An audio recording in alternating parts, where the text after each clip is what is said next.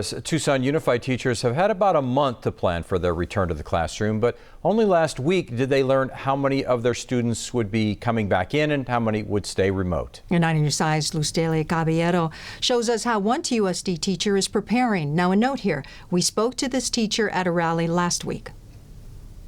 Wes Oswald is a third grade teacher within TUSD. He says going back to the classroom is doable, but won't come without its challenges. Can you imagine a class full of 8-year-olds in front of a computer and I can't walk around because I am also stuck in front of a computer monitoring student work who are at home? He says one of his main concerns is having to juggle his attention from his students in class to his students on Zoom. It's going to result in less than ideal instruction because classroom learning should be dynamic, it should be interesting, it should be fun and engaging, and everybody sitting behind a computer doesn't help. Though Oswald says he got to work as soon as he was told about the change. I had to give my students independent work for the next couple days so that I could prepare my classroom. He says he'll be prepping for students to come back as much as he can, which includes making sure desks are a safe distance apart, getting lesson plans ready, and putting up plexiglass barriers. Schools are barely ready for it. We're going to be ready for it. At this point, TUSD families can choose online or in-person learning.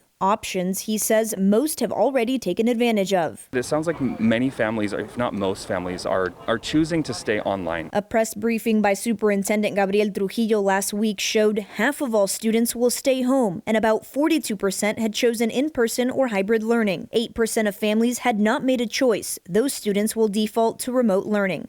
Lustelia Caballero, KGUN 9 on your side.